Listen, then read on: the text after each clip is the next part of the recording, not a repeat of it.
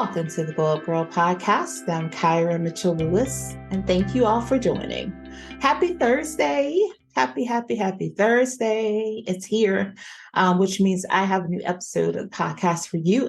But it also means that we're one step closer to Friday. It's Friday Junior, Friday Eve, whatever you want to call it. How's it going? It's fall. Are you feeling fall? Are you feeling over there, friends? I want to share. So I'm going to just share a nugget that I started last month. I was reminded that I should stand in expectancy. Might not be the right phrasing of it, but net is that you should always expect something good's going to happen to you.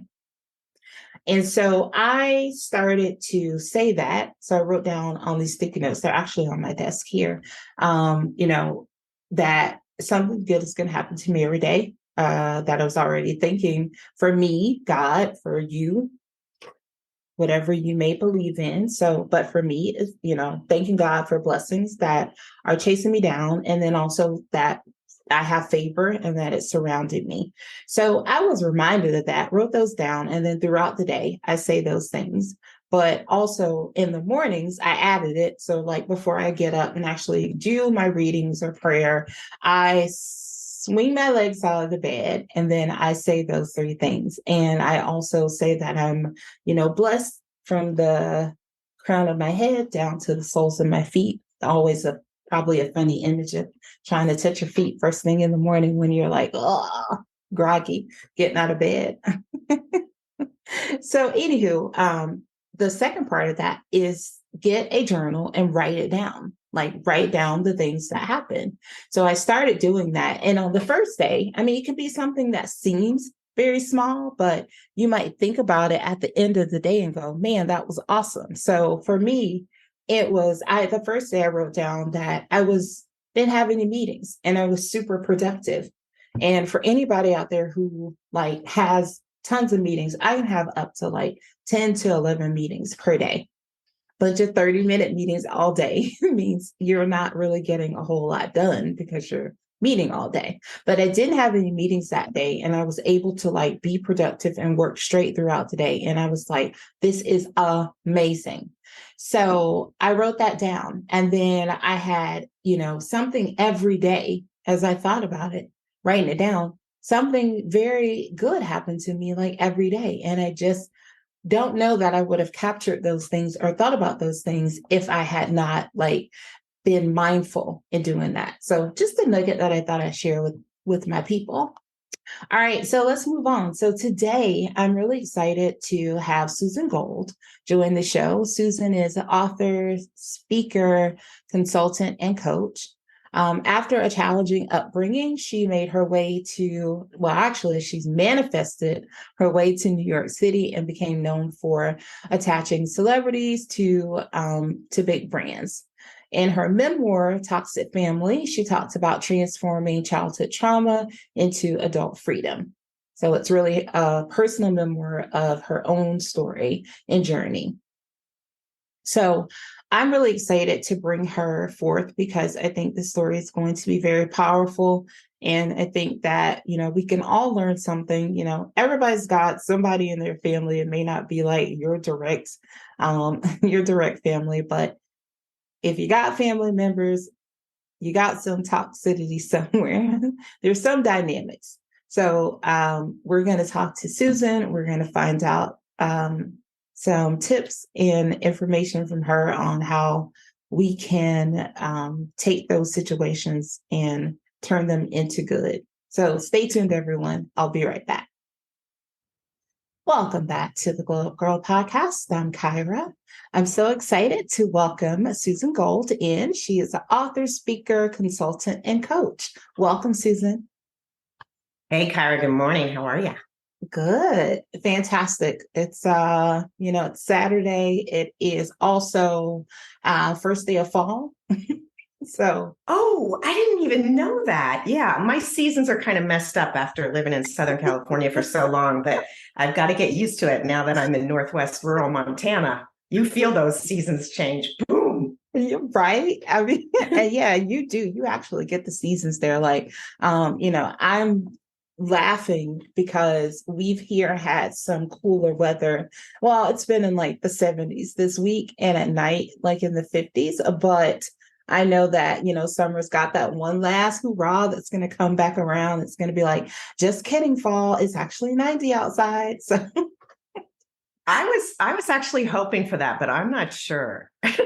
I don't want that. I don't want that. I want summer gone. Like I'm all for like, let's go. I'm all about seasons. So I do like, let's transition. But living in the South, it's like you sort of get it. Sometimes you don't. I mean, it could be November. It could be November and Thanksgiving, and it could still be hot. So things that we don't like. I remember the first Christmas in LA, having come from the East Coast, and I was like, this is bizarre. I can wear flip-flops right now, but you can't wear flip-flops a lot during the winter in Southern California because it's cold. It's too cold. Yes. So see, I guess everybody's got a thing that they don't like somewhere, right? But so hey, we'll move on. All right, so let's get started. Why don't you tell the audience listening and or watching who you are and what you do? Wow, that's a loaded question.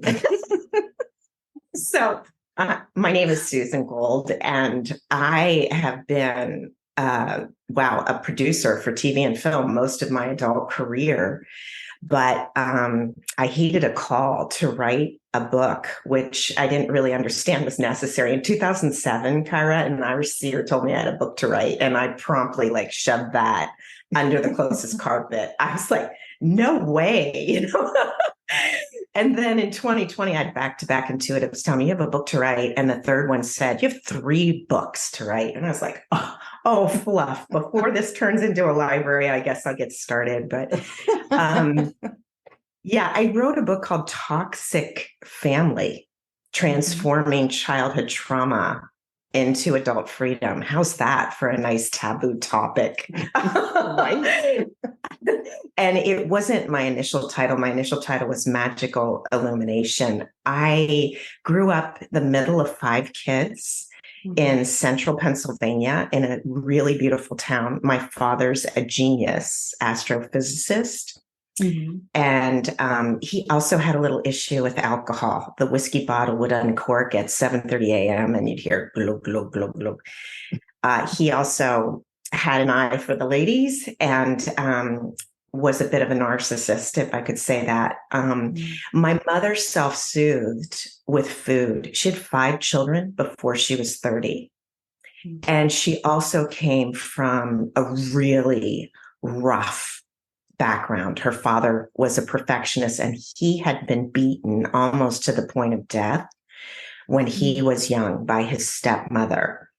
So he forbid my mother's mother, my maternal grandmother, to show any affection towards my mother and her brother. And she was beaten by my grandfather. He would have psychotic sort of breaks and would perpetrate the same behavior. And then she was to remain mum about it. So she was coming into the marriage a hurt and damaged child. And my father's father was a Peter Pan. He didn't really want to have kids. He wanted to be the kid. But my paternal grandmother was like, you get married, you have children. That's what you do.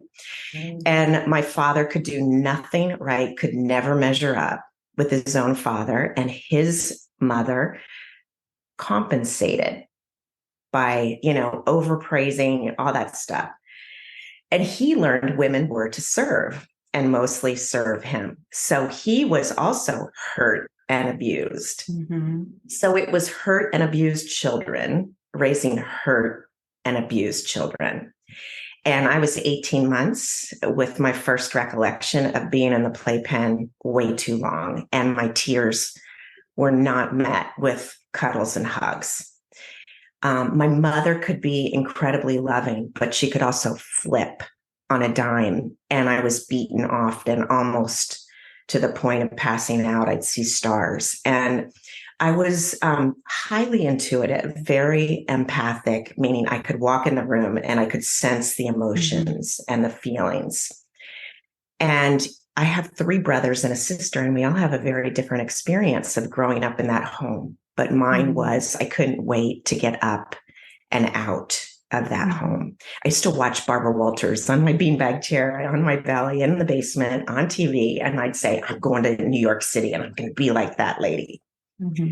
So I left the morning after high school graduation. We graduated on a Friday night. I left at 7:45 Saturday morning. And eventually I did make my way to New York City. I was 19, living in Greenwich Village on my own, doing an internship from college, and then went there immediately after college graduation. And I worked in a large global talent agency, but I wasn't making enough money. So I picked up a side hustle, training people, exercise training people. Okay. And Barbara Walters became my client. So Wow. at 7 a.m., yeah. How's that for manifesting, right? Right? Yeah. Yes. Oh my gosh. So at 7 a.m. one morning, I rang her doorbell and she's like, Susan, get in here. What's going on with you? And she got it out of me within moments. She was so intuitive. She would have loved you. She was like a girl's girl. I had been sexually harassed in the workplace by my boss the day before. And she said, I'm coming to work with you this morning and we're going to confront this gentleman together. And I said, no, that's okay, Barbara. I've got it. So I did confront my boss that day and he promptly fired me. I had 2.5 months cash in the bank, maybe. I was newly sober, not even out of my first 90 days, because the same red flags that were in my own home were surfacing in my own life. And that was a big red flag. Hello, something's not right. Yeah. And I had just extricated myself from an abusive relationship where the gentleman held the purse strings. And I'm embarrassed to say I stayed, but finally had extricated myself. But I couldn't be an assistant any longer, even though Barbara offered. Her fiance was running a film distribution company. And she said, he really needs you. And I'm like, yeah, no, I can't do that. Not after what I've just experienced. So I opened my own talent brokerage firm, matching celebrities to brands before it was chic. And Donnie Deutsch, who's an entrepreneur and an iconic host for television, was running his dad's ad agency. And somehow we collided and he said, you think you can get me Andy Warhol for my Pontiac client? I'm like, I don't know, I'll try. So when I couldn't get anybody to answer at the factory, I took the subway down there, knocked on the door, and Andy's business manager opened the door, answered. I told him I was there. He told me, come back tomorrow. I'll let you talk to Andy. So I went back the next day and the studio doors opened. It was so dark in there. I was so scared to walk in that room. There was a pin spotlight coming down on this platinum hair going 17 different directions in the middle of the room. And there he was. He was like scribbling, on this with these colored pencils, and 3 pugs were running around the studio. Those dogs with the smushed up faces that are so cute. Oh my gosh. And he could care less why I was there yammering on. The dogs would tug at his pants leg and he'd pick them up like they were little babies. And I saw it and I noted it. And finally, for the first time, he looked up at me and made eye contact. And he said, now, really, why would I do this? And I said, because you can have the pugs in the shot with you. And he said, okay, I'll do it. And so that launched me as becoming known to match celebrities with brands. And that helped me become a television and film producer. And I feel very fortunate to have had those experiences, but I had a lot of personal cleanup to manage while I was moving through that career. Yes. Oh my gosh. Well, I first want to say thank you so much just for your transparency and your story, because you've overcome so much from a baby. I mean, as a baby, and also just, my heart goes out to your family, just generationally. And I know your book, addresses really looking at like transforming childhood trauma, Like it predates you. And it was in each of the pairings of parents. I mean, they were just influenced by someone before them and never really seeing it like, I guess, the healthy way of doing it, and kind of doing the best with what they knew, or the resource, the tools that they had at the time, right? But you persevered. I mean, first of all, just the idea that you were a child living in this environment. And so I want to talk about that, manifesting the dream to get to New York, because you were a child and you were thinking, I'm going to go to New York City. I want to be like Barbara Walters. And all of that happened. It happened for you. I mean, how did you, for a lack of a better way of saying it, how did you keep it together as a child and still, be able to like build this dream on the side in the midst of everything you were going through? So, Kyra, first, I want to thank you. You're so insightful to see it the way you are, because oftentimes, I'll speak with a podcast host, or I'll be on a radio show, and you can feel the rage towards my family. They don't even know my family, and you get it right away. Like they were doing the best they knew how, and this stuff was ancient. In my family anyway, and the way that I feel, well, I'll talk for myself. I was carrying a bag of crap that did not belong to me, but Right. somehow, my lottery number came up before I signed on the dotted line to come on down and have this human experience. So thank you for seeing that. And just as a child, I had this ebullience. I had this ability to bounce back, to stand up. I mean, there were so many times when I went out in our yard and I lie down in the grass, which I now understand is grounding, but I didn't know it then, or earthing, some people call it. And I used to look at those clouds and just wish the angels to send me up on those clouds. Help me get out, help me to do this differently. And I just was, one of the positive tools that I learned was to keep standing up. You had to keep standing up, regardless of what you felt was unjust. Keep standing up, one foot in front of the other. And I really feel that helped me. But I just want to be honest, I had a horrible struggle with suicidal ideation. I was 6 years old with my first thought. And there's an audio. If anybody's interested, there's an audio. You can get it if you want to. It's on my website, and you'll hear the whole story. I struggled with suicide in my early 20s. I struggled with clinical depression, and just learning to hold on until the miracle. If I took myself out, I was taking the wrong person out. And I knew that. And the other positive was to see it ultimately as a gift. I think I was probably 29. I was 4.5 years clean, and I was hospitalized for clinical depression.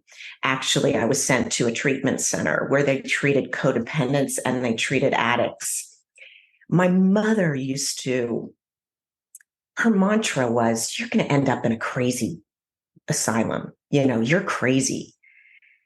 And here I was in this treatment center, and it had a psychiatric ward attached to it. They did blood work. They said, you need this medication to bring your serotonin levels up. They're totally depleted. And so you can do the work you need to do to get back on track. I didn't want to take that medicine. I was sober. I wasn't going to take medicine.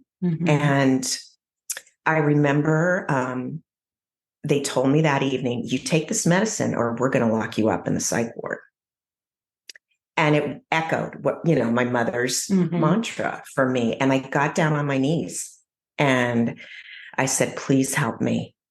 Please help me. Because I did not want to manifest my mother's intended or unintended vision. The next morning, a 17-year-old angelic heroin addict, and she had been in and out of treatment centers, and I collided in the hallway. And she said, if you came to this treatment center, they did blood work, and they said, if you take this medicine, you're going to be better, and you weren't an addict, would you take it? I'm like, yeah, of course I would take it.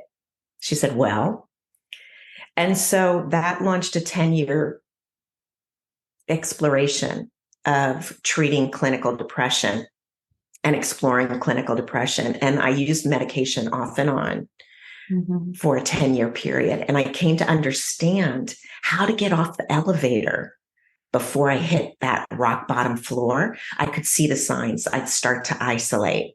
The head chatter would get to be really dark. I'd feel that gray pallor come across my being. And I knew how to work with it. And I never got down to that deep place after that period of learning. And I didn't need medication any longer. Oh. I'm so, I'm usually not at a loss for words, but your story is just the resilience from even just a child. It's just so, it's so empowering to hear you speak and to talk about your story. And wow. I mean, and in a world where so many times people want to give up,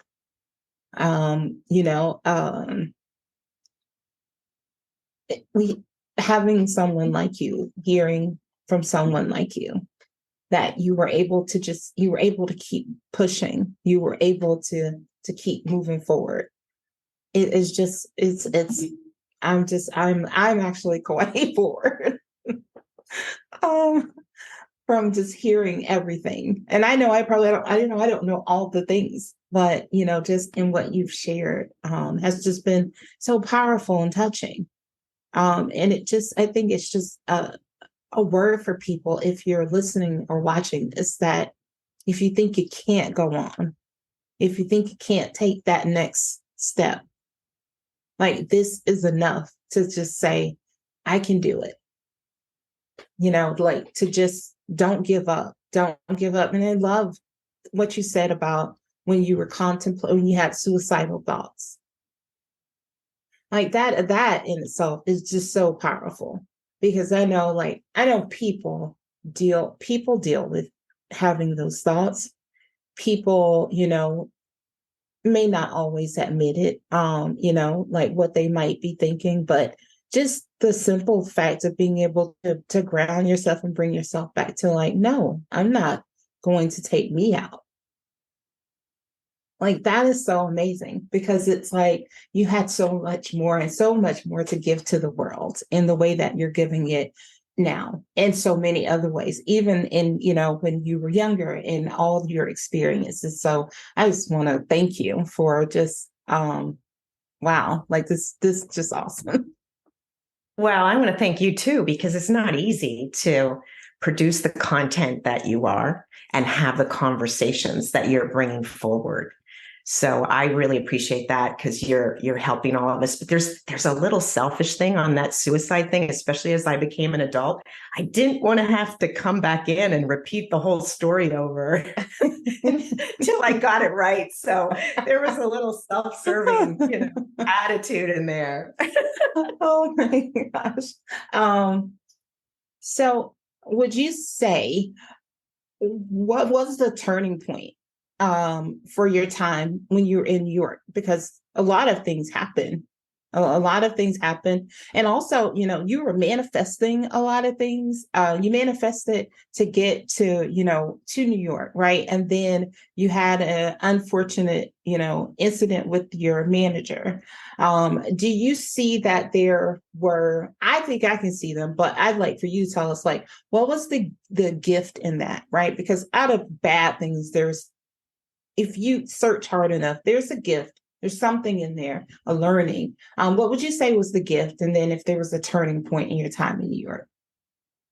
Yeah, I'm really glad you're bringing that up because, I have definitely come to the point to understand that when you're presented with a challenge, this is an opportunity for soul evolution. Grab onto it with both hands and hold on tight. And there is a team that are going to help you walk through this, whether you believe it or not. Right. So, I think I was really scared. I was, I didn't know what I was doing. I was making it up as I went along. I lived in a tiny studio apartment. You had to do, the duck and dive and lift to see what the sky was doing upside and what to wear, a raincoat, or not. And, but I just held on and believed, and ultimately just becoming successful and seeing opportunities and transforming those opportunities into gifts. It helped me see why it was important that I not hold anger and resentment, that I not sit in the role of victim, that I not eat rat poison and expect this boss to die. It wouldn't be me that died. And actually, I'll credit Barbara Walters again, because she said, you can sue him, but it's ultimately going to be your word against his. It's going to take years, and it's going to zap your energy. And I sat with that and I decided, I don't want to go that route. I mean, I was angry. It felt unjust. This was inappropriate. This man needed to be punished. No, he didn't. I needed to get free. I needed to focus on my positive steps in front of me. And it's not like you do something good for Santa or mommy or daddy and you get the prize at the end of the journey. No, it was just, okay, I'm going to let go and I'm going to see what happens. And my ability to match celebrities with brands caught the attention of Roger Ailes, who was running CNBC and a network called America's Talking at the time. And the head of promotions called me over and he said, we need celebrities on Robert Rogers' network to weight the brand. I was like, I'll try. Nothing was happening. So I grabbed a cameraman one night. We went to some red carpet event. I stuck the microphone in everybody's face, and then I had them ultimately, after I interviewed them about why we were there, look to camera, tell me their name and that they were watching the network, Rogers Network. And this was before those promos were like even happening. And so all those promos got on the network, and here was every A-list celebrity I could get to, talking about how they were watching Rogers' channel. So I went in and the head of promotions goes, "Gold, get in here." And he had this corner office. I thought, oh no, like I'm in deep trouble. What did I do this time? He's like, "Mr. Ailes needs to see you in his office right away." I was like, okay. And so, I went up to Roger's office and he had me in, and he was very appreciative of what I created. And he said, "Name the show you want to produce." I'm like, "Oh, really? We need you as a producer." So that's how I became a producer. And I didn't even know what a producer did. I love it. I love it. I love it. Because I mean, and I wouldn't have had that opportunity had I stayed in that rage and anger, right? Yeah. Yes. Yes. Oh, I love it. So see, you have the photo in your background is so like fitting. It's a rainbow in that photo. And I just feel like it is just so like fitting for your story. It's like, well, thank you, Kyra, because that's my side window. wow. I didn't know Montana is so magical. It wasn't even on my bucket list. I thought, I'm not leaving Southern California for anything. And so I can't shoot into the window because there's too much backlight. So I'll take photos and drop them in. And that's like standard, it's beautiful. Living here. You deserve that. And that, I feel like that rainbow, like, even though it may not have felt that way at different points of your life, but it feels like it's been with you. Like on the other end of it, it's like the rainbow. So All right. Well, let's talk about what took you, why did you leave New York to go to LA? Well, I got what I thought was a great career opportunity, and was, but really, Kyra, it was to meet my greatest guru, as in teacher. Yeah. And that would be the man who would become my ex-husband. All right. All right. So you got us now. We want to know. Oh my you gosh. have you have to tell us more Um, now. okay. Well, yeah, I did go out. A friend of mine was running a strip, a TV talk show strip, and I brought talent to it, Mhm. and went on to do stuff for Disney. And, it was really great, like work and running a TV show about the industry of Hollywood, and like met everybody, and one day Steven Spielberg was early and I had to entertain him walking around the lot for a half an hour. And George Clooney was in his dressing room, and, there was no place for Steven to go. And I had to go back and nonchalantly rip George Clooney stuff out of the trailers. Steven Spielberg couldn't move it. It was fun. It was, I met like, everybody that you dream about, but really, I went there to meet the man of my dreams. And I really thought he was. He Mhm. said all the right things. He did all the right things. Um, I really thought I met my match and Mhm. was going to be blissfully happy.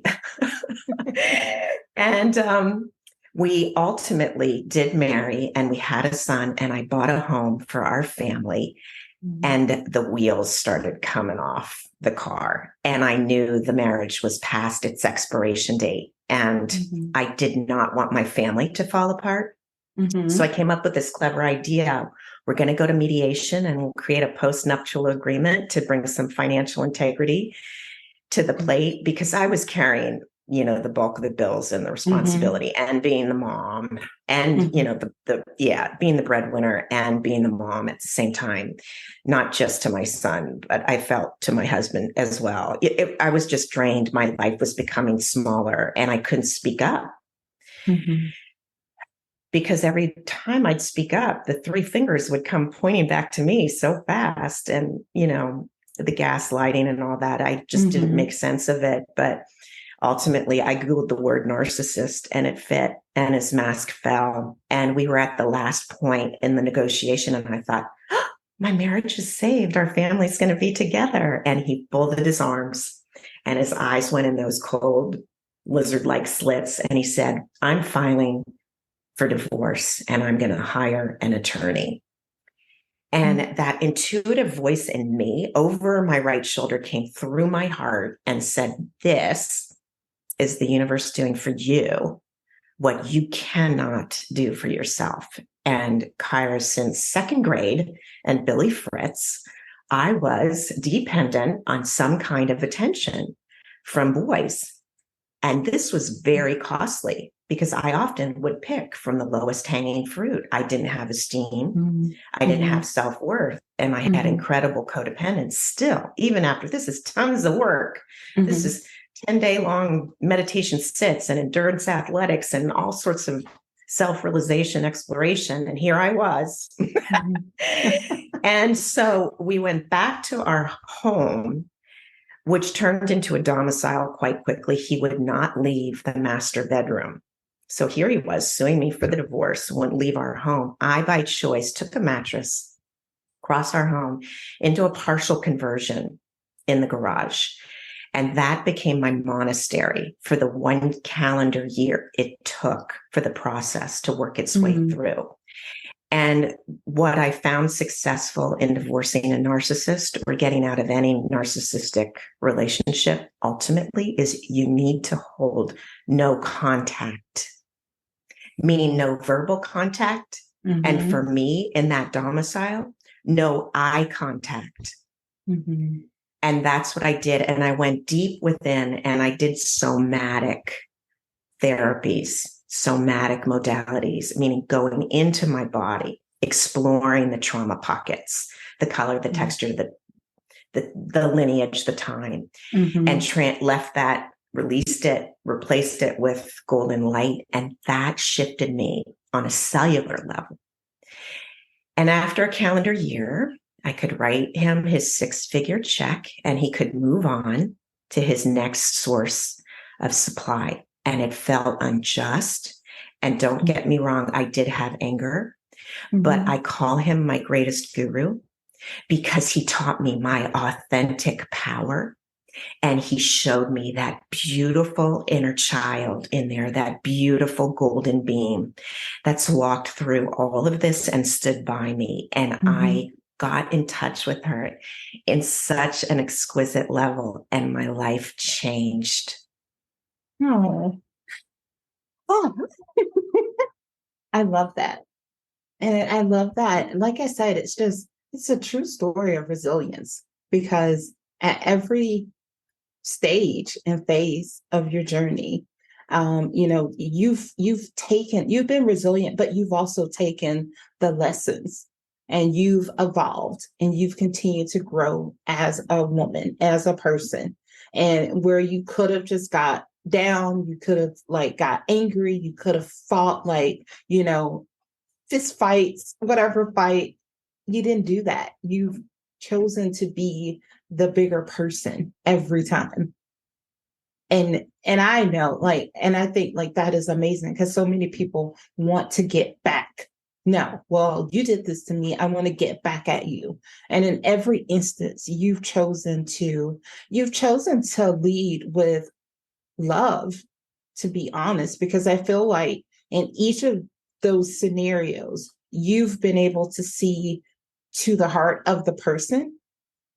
And for a lack of a better way of saying this, and I apologize if I'm wrong, but I feel like you've extended grace at every turn to those who have wronged you.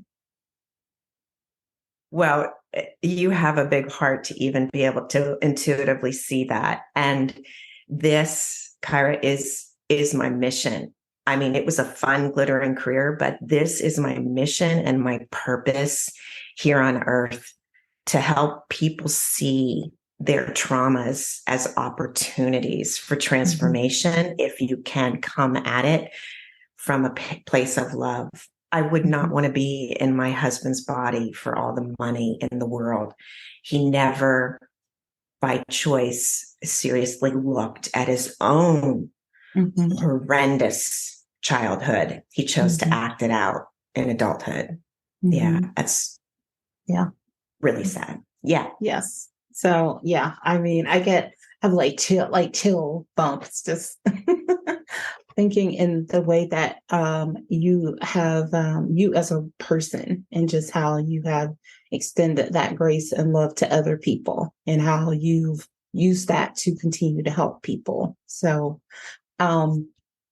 what would you say now, looking back, to the younger version of you back in that house in Pennsylvania? I love you with all my heart. You have worth, you have value, and you have great purpose. Hold on. Yes. I love that. Thank you. Oh, all right. I want you to talk about ways that you work with people. So if someone's listening, watching us right now, can you tell them how they can connect to you, and also about how they might be able to work with you?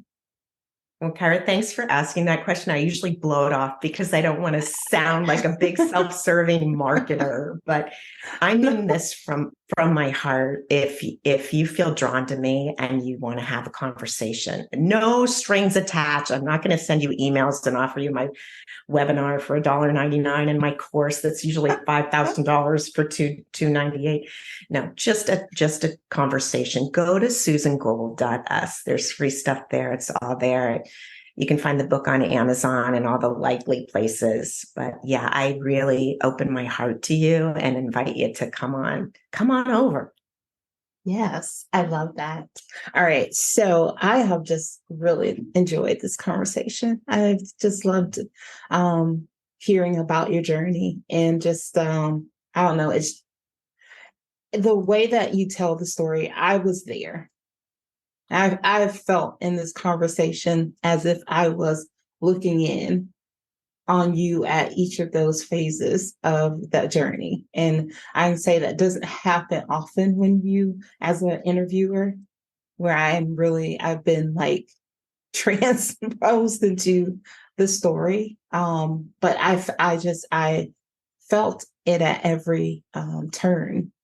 And now seeing you today, and then just seeing where you live in Montana, seeing that photo and knowing like, because obviously most times people have got like virtual backgrounds. Like I got a virtual background, but I don't know. I was just looking at that. I was like, that just looks like a real like photo.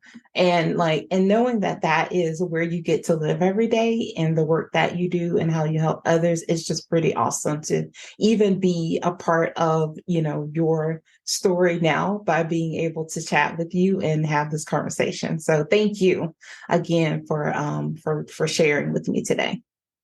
And Kyra, I just want to say, as a host, you have an exquisite gift. You're meant to be having these conversations because your empathic heart radiates like a magnet, and your radiance is such a treat, and you're doing exactly what you're meant to do.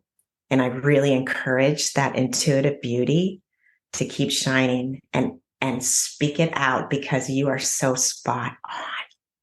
Thank you. Thank you so much. Didn't have someone making me cry on the bingo card today. I didn't mean to. No, it's so great because, obviously when we're doing what we feel is purposeful work, a lot of times it takes a while. I mean, I do something that I enjoy, and obviously I work a regular job every day. Of course, this is the purpose and the passion that I feel is my journey. But, of course, it's a journey of trying to figure out like, how can I move that? How can I be doing this all the time?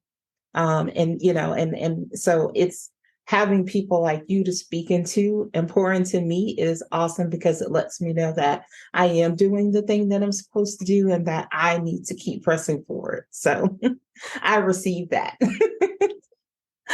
All right. Okay. So we're going to do 3 things with Susan. I know I'm going to keep Wait, do I need a buzzer to press in on my 3 things?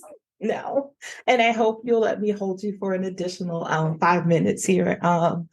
So we're going to do 3 things with Susan. I'm going to ask you 3 questions. I say 3, but the first one's a 2-parter, so I love that. First one is, how do you start and end the day? Thank you for asking that. So when when my eyes open, I try to ask my team for help and guidance through the day to live heaven on earth. Because most mornings I wake up in post-traumatic stress fear. And then I end the day. Usually I do a little light stretching in bed. I do bed yoga, even if it's 3 minutes, doesn't matter. Do a little stretching. And I just am aware of my breath, and I'm grateful for my head on the pillow. Nice. I love that. All right. The second question is, if you are a goal or intention setter, what's one thing you maybe set for yourself this year? And if you don't mind sharing, where are you with it now? Yeah. So my goal for this year actually was to have the book published, and it was published. So I hit that. And then my goal was to do 100 podcasts, because I suck at social media. So I wanted to do podcasts as a guest to help set up my story, learn about my platform and the book, and to connect with other human beings that may be in similar circumstances that I walked through. Oh my gosh, what a beautiful gift. I've hit 120, and I'm so loving the experience. It's so beautiful to really authentically be speaking with so many beautiful human beings. Yeah, it's been a beautiful experience. I love it. All right. And the last question is there a book, a podcast, a TV show, movie, or anything that is inspiring you in this moment? Oh, wow. So this is so businessy. I'm reading Quiet Marketing. Oh. It's by a woman in Australia, because I'm so sick of the digital cacophony and all the emails in my inbox and everybody wanting to be my best friend and, have a special offering, and they're hitting me up 3 and 5 times a week. And there has to be a better way. I really hope that people who resonate will come, because I cannot partake in this sell thing we have going on at this moment. It could definitely be a lot. All right, thank you. Well, before I let you go, I would like for you to leave the audience with the 3 things you'd like for them to take away from our conversation today. I don't know if I mentioned it, but just beware of your breath in and out. It is so simple. It's so forgotten. So be aware of your breath. Hold on until the miracle. And remember, you have value, worth, and purpose.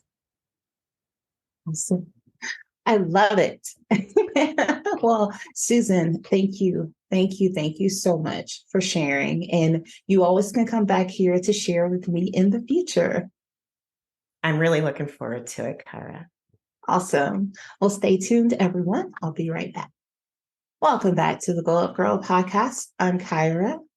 I just want to thank Susan again for the conversation today.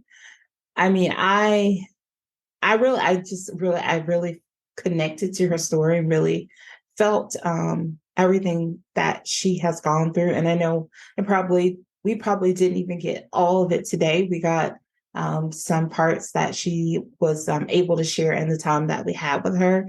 But I just really see it as a story of resilience, and also of someone who's actively chosen to attach grace and love as opposed to revenge and anger. So I think there's a lot that we as people can take from her story and her journey to help us deal with situations that may not be the best or may not have been so kind to us. All right. So if you want to know more about Susan or her book or how you can work with her, you can check out the show notes. We have links there for you. Also, if you want to learn more about Glow Up Girl, you can check us out at glowupgirl.com. Check out past podcast episodes, get some resources, get our social links, and so much more. If you want to be a guest on the show, you can also sign up to be a guest there as well. You can also join our Patreon community. So the Patreon community is there. It is $5 for you to sign up for monthly career tips, life tips, some behind the scenes stuff for me, but $5 to do that. So it's a Glow Getter membership. So if you are someone looking to level up in your life or your career, I think these tools have all been designed to help you do that. So take a look at that. Also, if you are on a platform where you can leave us a review or rate us, please do so. I love reading your reviews, and I do read every review that comes in. And I am so thankful and appreciative of anyone who takes the time to do that. They do not go unread. Also, if you are listening to this episode or you're watching this episode and you think to yourself, wow, this person would really benefit from hearing Susan's story, please make sure you're sharing. Sharing is caring, after all. Don't keep all this goodness to yourself. And if you are sharing on social media, make sure that you are tagging us. Also, if you have any ideas, any people I should interview, any questions, make sure you send either an email to hello@glowupgirl.com or you send a DM on Instagram. So we're at Glow Up Girl there as well. And also, if you're not following us on social media, I don't know what you're waiting for. I don't simply know. So head on over. I'm most likely going to be on Instagram or LinkedIn. Facebook is there, but I'm not as active there. So make sure you check me out. Check out Glow Up Girl on LinkedIn or Instagram. All right. So thank you, thank you, thank you. I cannot thank you enough for your support. Thank you for taking time out of your schedules to pop in and listen to the show today. And I am out of here, people. I will see you all next week. Until then, stay focused, fab, and glow up. Take care, everyone.